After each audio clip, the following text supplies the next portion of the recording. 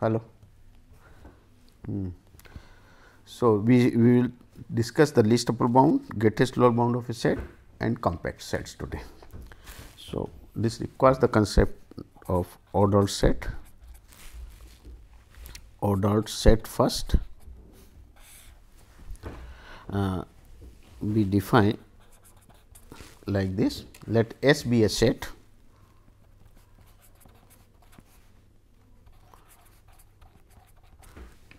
S be a set. An order on S.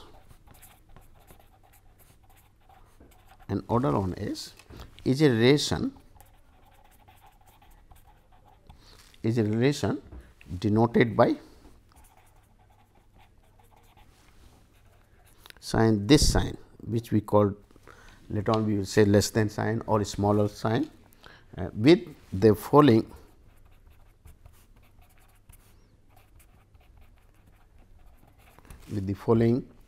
two properties.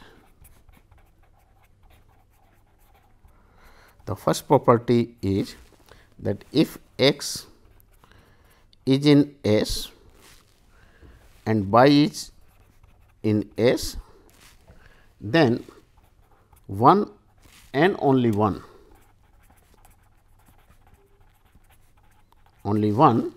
of the following statements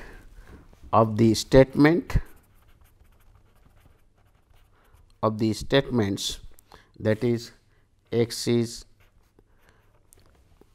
less than y, x is equal to y and y is less than x is true. And second one is, say, if x, y, z, they are the elements of S, and if x is less than y and y is less than z, then x must be less than z. So, if a set S together with this operation, which we call it together with this relation less than sign, satisfy these two property, then we say that this is an order on S. This is an order on S. This sign less than sign, we normally say x rated to the means x is smaller than y. X is smaller than y, and the negation of this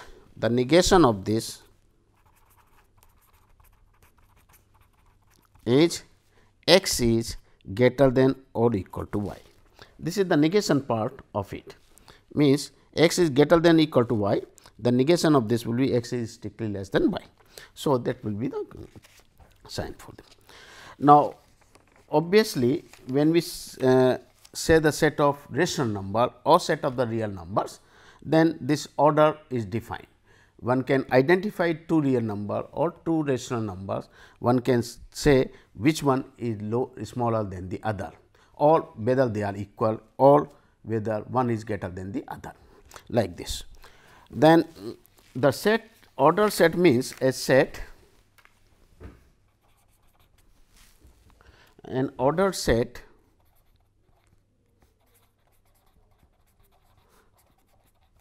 S, order set is a set S, in which an order is defined,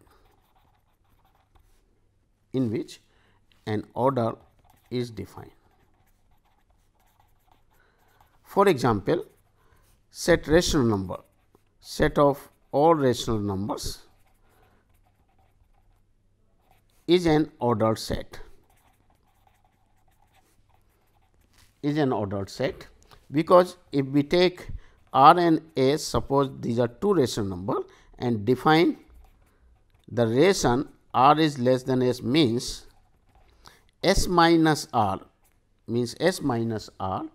is a positive rational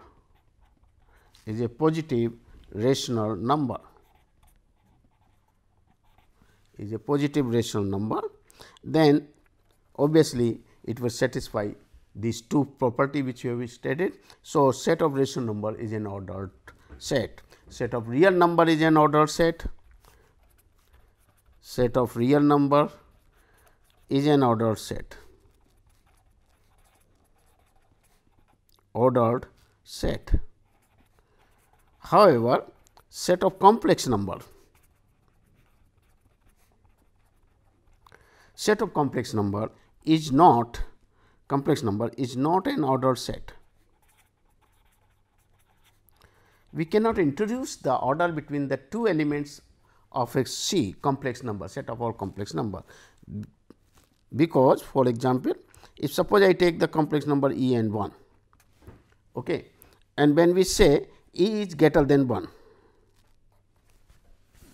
okay, E is the element say square root of minus 1, this is E, or I will say I, if you I, this is a complex number. So, I is greater than 1, it means it is positive we are assuming. So, I into I is still greater than 1 into 1, that is I square is minus 1 is greater than 1, which is a absurd. It means our ordering which you have introduced is not correct. Similarly, one can show whether if I is less than 1, we can again lead a contradiction and like this. So, we are unable to introduce the order in the over the set of all complex number, that is the set of a complex number is not an ordered field. Field we will discuss in algebra or some. Okay. Then we are interested in particular in defining the least upper bound and the greatest lower bound. So, let us see first what is an upper bound and lower. Suppose S is an ordered set,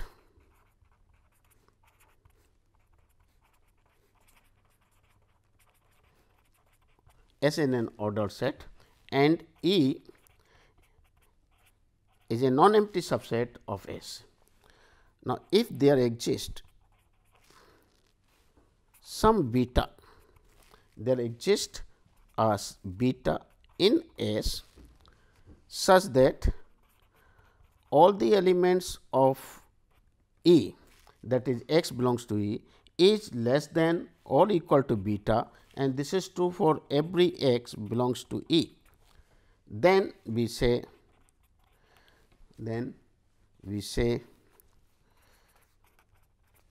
E is, then we say beta is a or E is bounded above, E is bounded above, okay, and beta is an upper bound, and beta is known as upper bound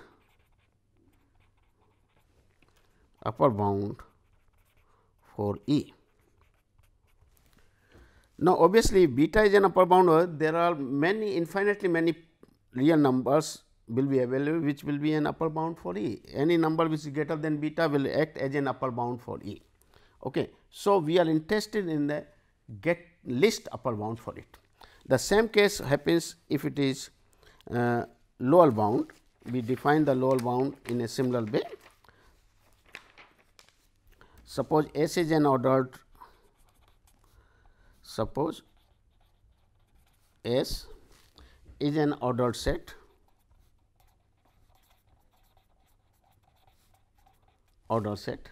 and E is a subset of S, non-empty subset of S.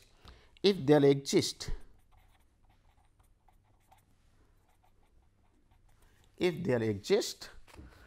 a number say gamma belongs to S such that gamma is less than equal to x for every x belongs to E, then we say E is bounded below and gamma is the lower bound is a lower bound of E. So, there again there will be many lower bound available as soon as you take any number less than gamma, which will also behave as a lower bound. So, we will be interested in knowing what will be the greatest lower bound of the set E. So, we introduce the concept of the upper bound and lower bound as follows. This is the concept of least upper bound. Okay. Suppose S is an ordered set, S is an ordered set and E be a non-empty subset of S, and also assume E is bounded above, E is bounded above. Now, suppose there exists an alpha belongs to S with the following property.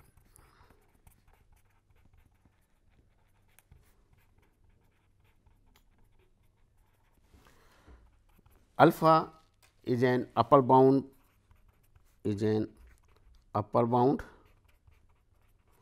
of E.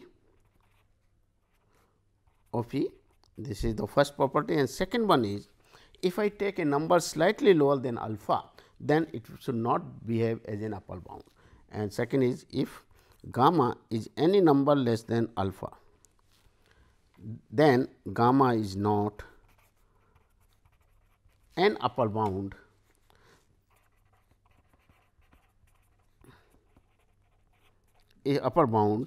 of E. Okay. So, E is a bounded above and alpha is such a number which is an upper bound of this, but if we take a number slightly lower than alpha, then that number will not behave in upper. It means, alpha is the least upper bound for E. Then alpha is called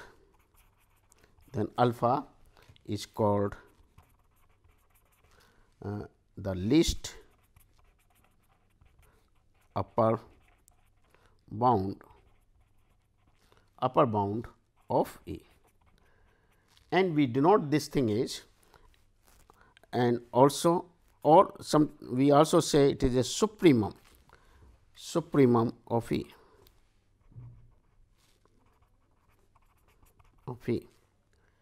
And we write that least upper bound of set E is alpha, or it is the same as when we say supremum of E. The similar way we define the greatest lower bound. In a similar way, we can introduce the concept of the greatest lower bound of E. So, what we assume is, suppose S is an ordered set, S is an ordered set, E is a subset, non-empty subset of S, and E is bounded below,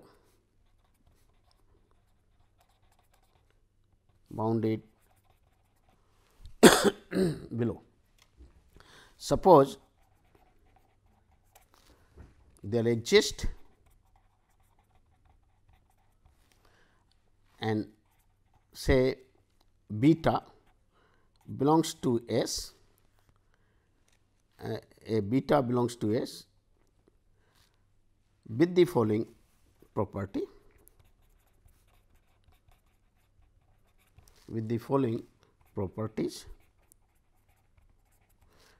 The first is beta is a lower bound,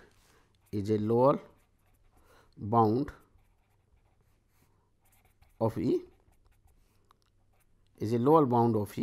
Second one is, if a number, if I choose, if a number say delta which is greater than beta, then delta is not an is not a lower bound of E, is not a lower bound of E. Okay. So, if we take any number delta slightly higher than this, it will not be lower bound. Then this beta, then beta is known as greatest lower bound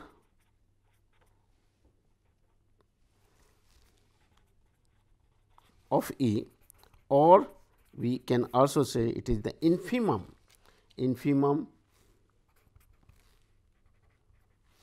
of the set E, and we denote it as beta is the infimum of the set E, or is the same as the greatest lower bound of E. So, this is the way we define the greatest lower bound and upper and the least upper bound, greatest lower and least. Now, let us take an example. Suppose I take the set A, let A be the set of all positive rational number P. P is positive rational number. So, it is positive rational numbers such that P square is less than 2, and let B is the set of all positive rational numbers such that P square is greater than 2. P square is greater than 2. Now, if we look at A and B, A is the set of all positive rational number whose square is less than 2, and B is the set of all positive rational number whose square is greater than 2. Obviously, A is bounded above. In fact, all the elements of B will be the upper bound, will act as an upper bound for A, but A does not have the least upper bound, because we can't get the rational number which is for which we can say is a really a number which is a least upper bound for it. Similarly, for the B, if you look the all the elements of B satisfy this condition, then it has a lower bound, and all the elements of A behaves as a lower bound of this plus all rational number which are negative or 0 will behave as a lower bound for this, but neither A nor B has an upper bound and the greatest lower bound. Okay. So, this will show that A contains no largest number and B is clearly A contains no largest number, while the B and B contains no smallest number.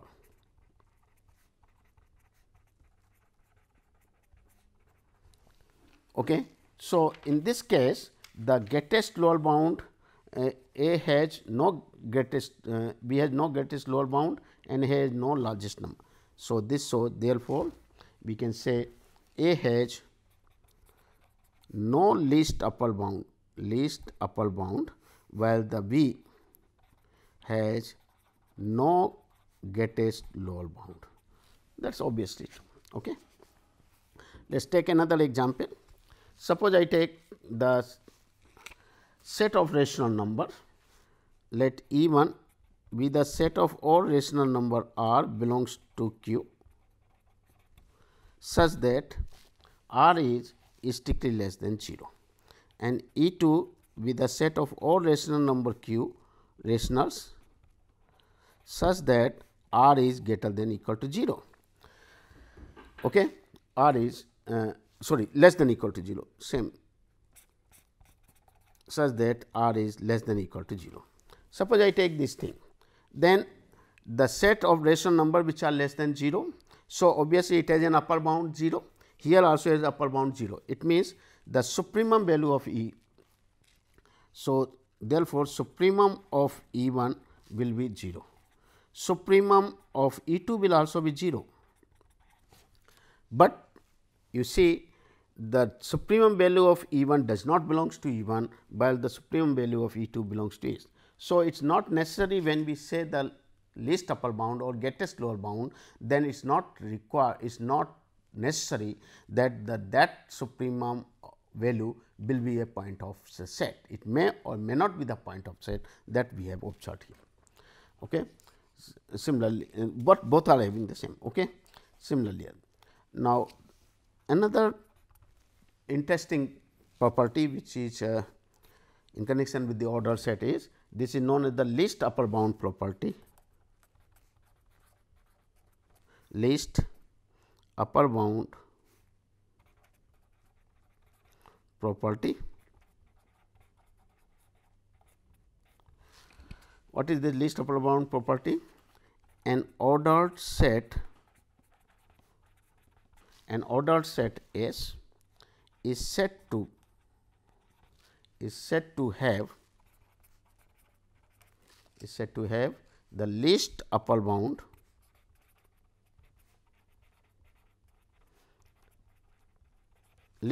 bound property if the following is true.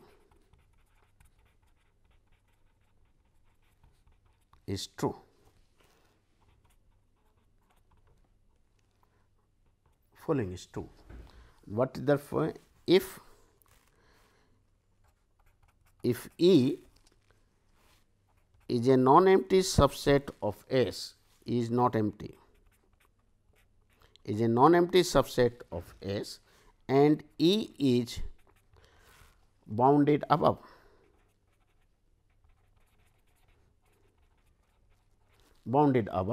Then the supremum of E, that is least upper bound of E, will exist and exist in S. So, this is the least upper bound property of a set. An ordered set S is said to have a least upper bound property if the following is true. That is, if we take any subset, non-empty subset of A which is bounded above, then supremum E exists in S, then we say this set S is a least upper bound property. If for any set this supremum does not exist, then the set will not have a least upper bound property. For example, set of rational numbers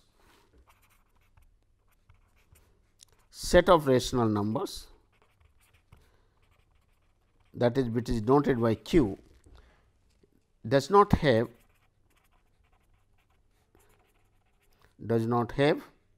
least upper bound property.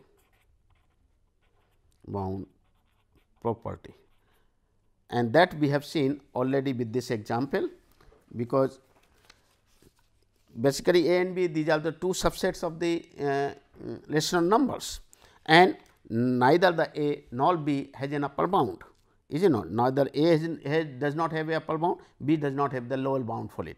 So, basically the set of rational number you can say does not have a least upper bound property.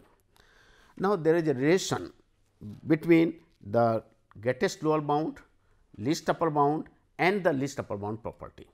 In fact, it is shown that if the set is having the least upper bound property, then it must have a greatest lower bound property also, and that can be judged in the next theorem, the relation between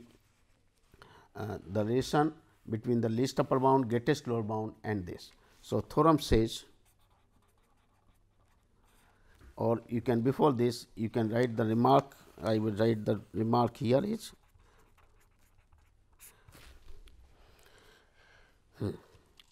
every ordered set, there is a relation between the greatest lower bound, that every ordered set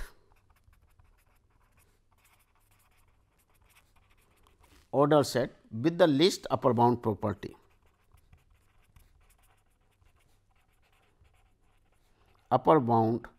properties with the least also has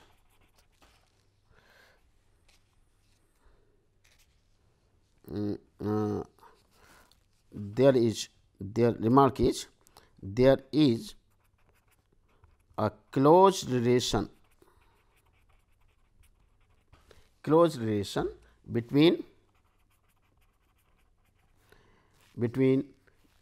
greatest lower bound and the least upper bound, and that that every order set with the least upper bound property also has the greatest lower bound property. This can be seen with the help of this result. The theorem says that if suppose S is an ordered set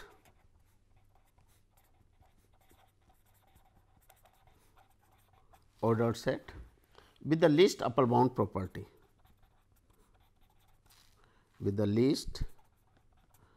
upper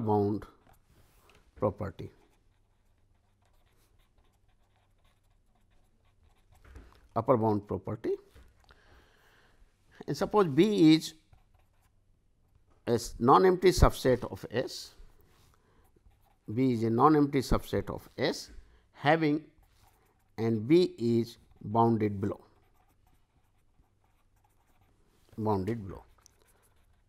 So, S is an ordered set which has a least upper bound property, and a set B has a property which is bounded below. Now, these together will implies the least relation between the greatest lower bound property. Okay. So, what it says is, if B is bounded below and let L be the set of all lower bounds of B,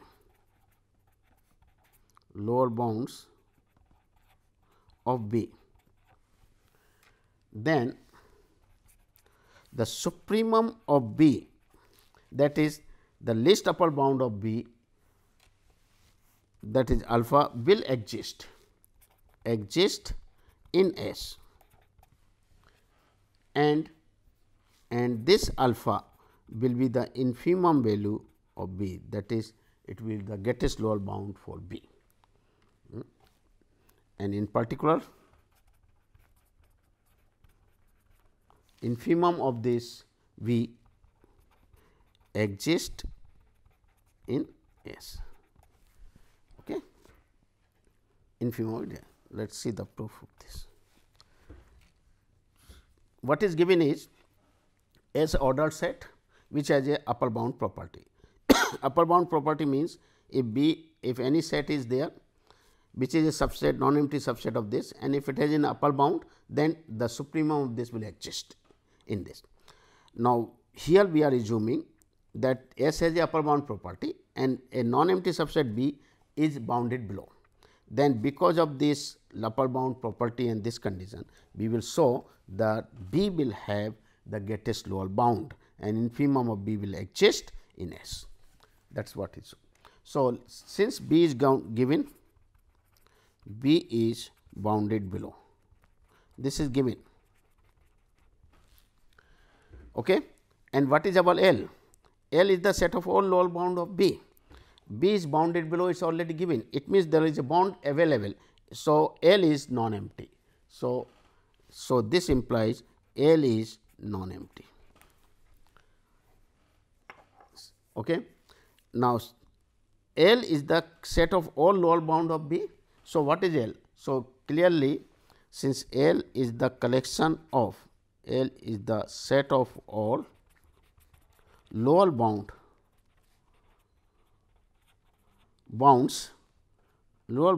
of B. So, basically L consists of those by, it means L is the set of those points in S, by in S, such that by is less than equal to x for every x belongs to B. Because L is the collection of a lower bounds. So, the by is set less than equal to x, then by will be the lower bound for B, and or such by will satisfy this condition will come in the class L. Okay, and this will be a non-empty set. This one thing is clear. Now, every x. So, if we look the L is the collection of those points which are less than equal to x for every. It means every point of B behaves as an upper bound for L. So, clearly every x in B is an upper bound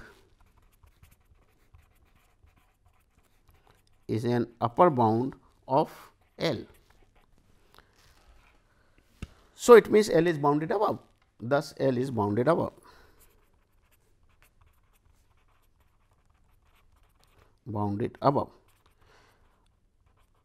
So, L is a non-empty set which is bounded above, it is a subset of S. L is a subset of S. So, bounded above and is a subset of S, is it not? S in order. So, we can apply the property because S is an order set having the least upper bound property. So, by the property, since S has a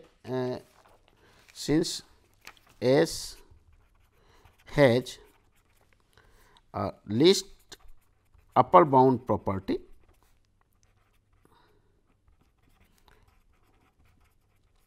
so by this L will have a supremum value. So, L has a supremum value in S, exists, supremum value will exist, and let it be, let alpha is that supremum value of L is alpha, suppose supremum value of this alpha is that. Okay. Now, if we choose gamma, if gamma is any number less than alpha, then gamma is not an upper bound of L.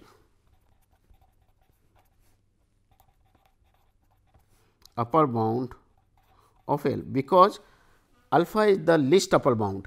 So, if we take any number lower than gamma, lower than alpha, then that cannot behave even a upper bound for L. Otherwise, gamma will be the least upper bound. Okay. So, gamma if it is less than alpha, it cannot be an upper bound. Hence, what is our B?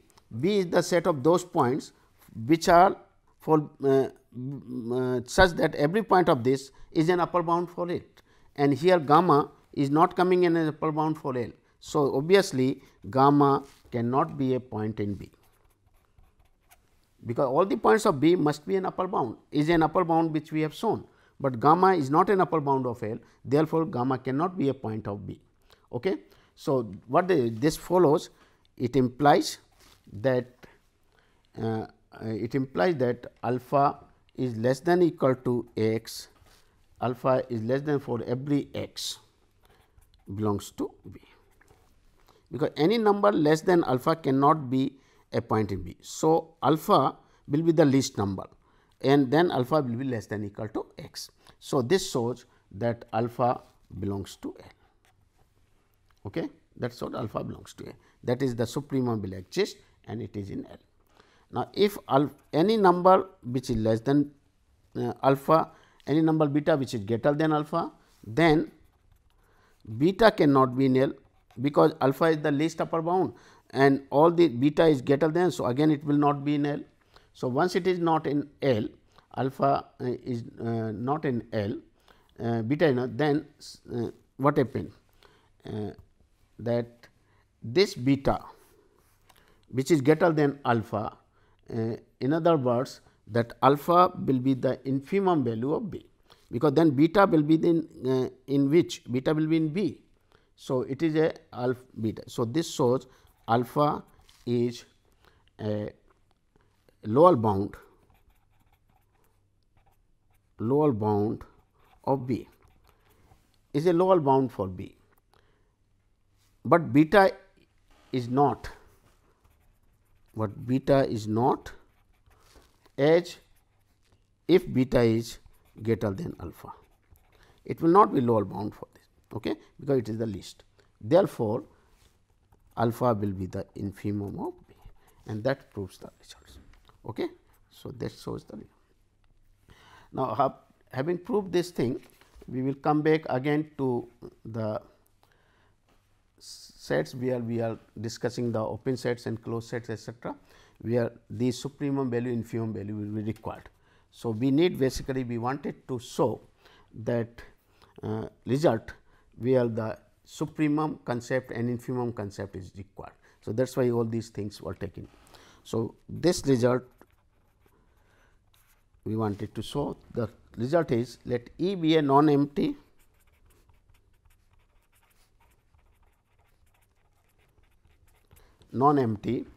set of real numbers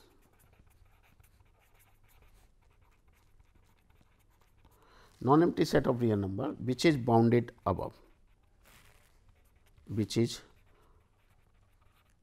bounded above, okay. And let by is the supremum value of E, that is least upper bound for E. Then the result says that by will be a point of closure of E. Closure of E means set E together with its limit point is the closure set. Okay. Hence, by belongs to E if E is closed set. Okay. So, obviously, when E is closed set, E bar is equal to E. So, this result second part follows immediately, then nothing. The first part we wanted to show first. So, that E is a non-empty set of the real number which is bounded above, and supremum of E is B, suppose y, then y will be a point in E bar. Now, since E bar is a basically E bar is the union of E and E dash, where E dash is the set of all limits points of E, collection of all the limits points of E denoted by E dash. Now, if y belongs to E,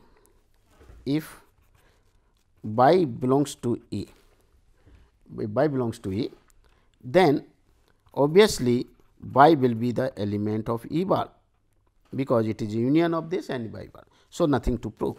So, let us suppose y is not in E, but y is a limit point of E.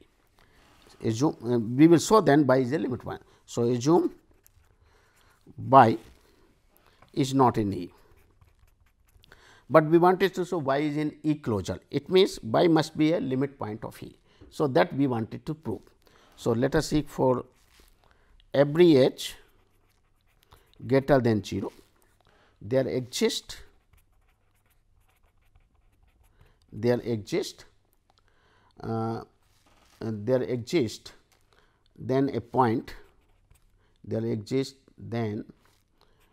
a point say x belongs to E, there exists a point x belongs to E such that y minus h less than x less than y holds. Why? Here this is our set, say by E, this is the set E, the point y is not in E, it is outside of it. Then we can find for each h greater than 0, we can find at least some point which lies in the interval, say this is y, in between y minus h to y. This point x will always be available. Otherwise, if it is not so, then y minus h will behave as a upper bound for E, if it is not so, and this is true because otherwise y minus h will act as an upper bound, least upper bound for E, as a least upper bound of E, which is not true, because y is given to be the upper bound. So, as soon as you take a number slightly lower than this, then this number must be available. It means, in between y minus n and y, one can always get at least one number of x E which is available. But what is the y minus y n? But this interval y minus h, is it not a where x lies? So, is it not a neighborhood of y with radius say h? It is the left hand neighborhood, left side neighborhood of y in h. So, there exists a neighborhood of y which includes the point of x. It means every neighborhood of this y will include at least some point of E. So, this shows that, but this is the neighborhood, is a neighborhood of y with radius h, in which the point x is in E, in which there exists a point x in E. So, this shows that y is the limit point of E, because the definition of the limit point of the set A means every neighborhood around the point y, every neighborhood of y, however small radius may be, must include the points of E. And this is true here, that if we take any neighborhood of y, at least one point x is available. Otherwise, if it is not available, then it will contradict to the fact that y is the supreme value of E. So, if it is a limit point, then y must be the point in the closure A dash, hence y is in closure of this set. So, this proves the result. Okay. Now, remark we can see. We know if E is a subset of y is a subset of x. Suppose where x is a metric space.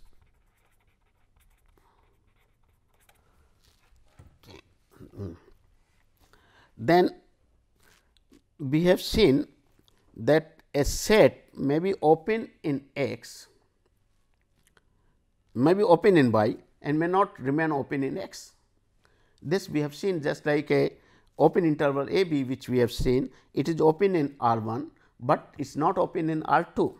So, in case of the open set or closed set, the space which encloses the set is important, where the set is E is open. So, that is why we can introduce the concept of an open set relative to the space, relative to y or relative to x.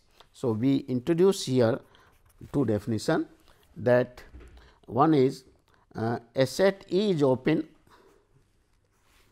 a set E is open, subset of x,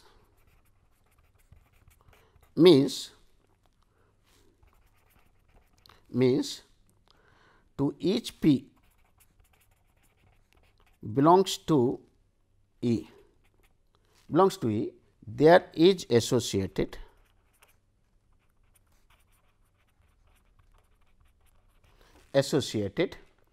a positive number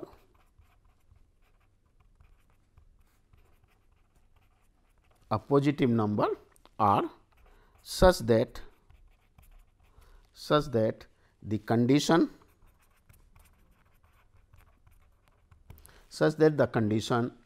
d of p q is less than R, where q belongs to x, implies that q is in E. Then we say E is open with respect to x. Open subset of x means then E is said to be open relative to x.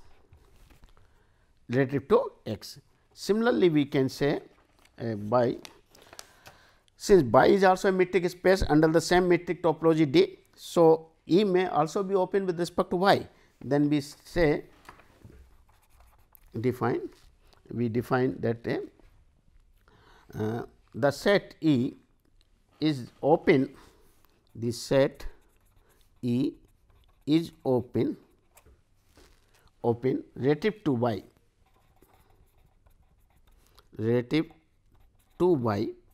by D or is a metric space by D if to each,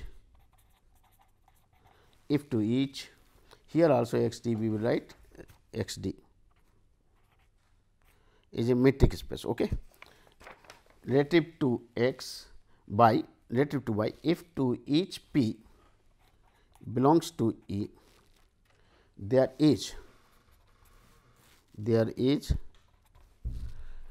if there is associated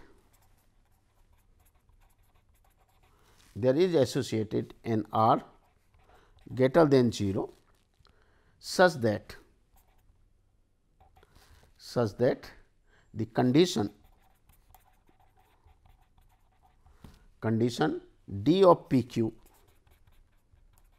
is less than R, q belongs to capital Y, imply that q is in E. Then we say it is a. It means what? Suppose we have this set X D, which is a metric space, a set E, this is a set E. We say it is open in X, means that if we take any point P in E, then one can always find out a neighborhood around the point P or a ball centered at P with suitable radius, say R, such that all the points inside this is a point of E,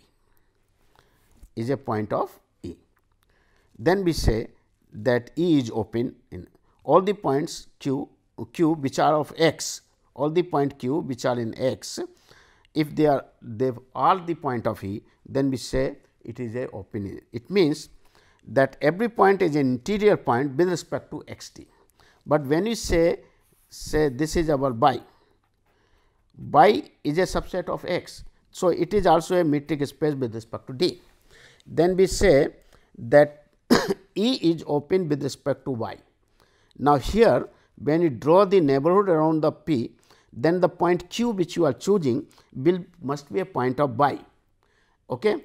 Because you are not getting the point. Of course, the point of Y is also the point of X, but there may be some point which are in X, but not in Y.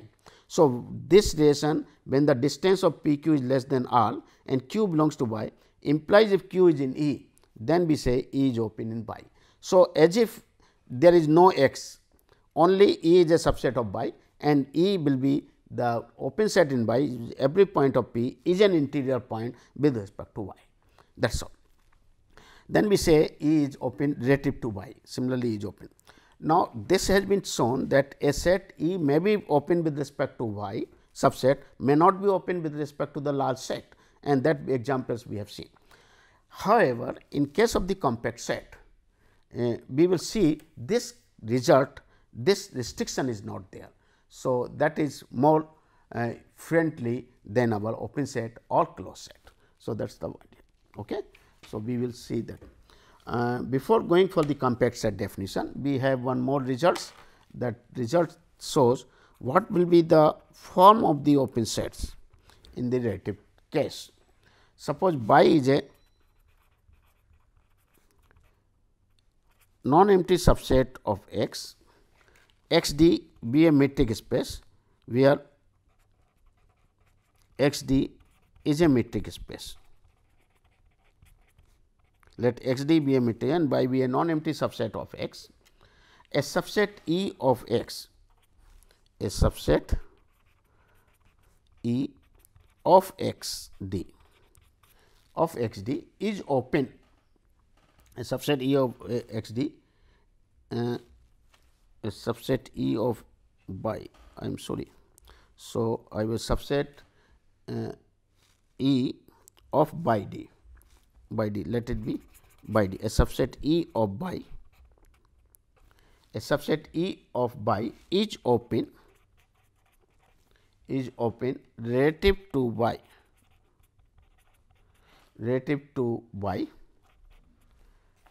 if and only if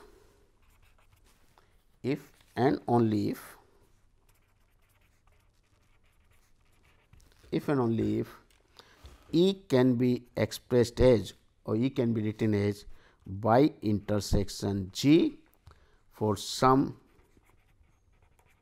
open subset G of X. So, what this result says is, let X d be a metric space and by is a non-empty subset of X. So, by under the same metric D will also be metric space, and suppose E is a subset of by, then we say a subset E of by will be open with respect to y or relative to y if E can be expressed into this form for some open set G of X. If and only if, that is, if E is of this form, then E will be a open set subset of by, and if E is open, then it can be expressed into this form. So, vice versa. Let us see the proof of this. Okay. Suppose E is open related to y. E is open relative to y. We wanted to show E will be of this one. So, by the definition of the relative to y means to each p belongs to E, there is a positive number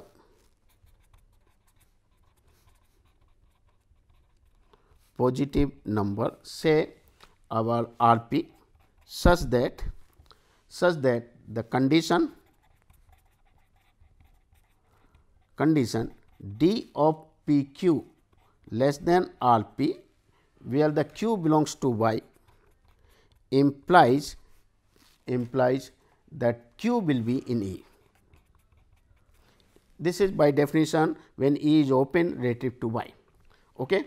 Now, let us consider B p as the collection of all such q belongs to X such that distance from P q is less than R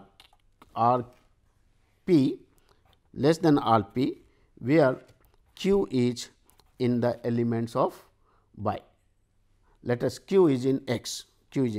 So, this is already there, q is in X. Let us see. Now, obviously, this is a neighborhood. So, once in neighborhood, it is an open set.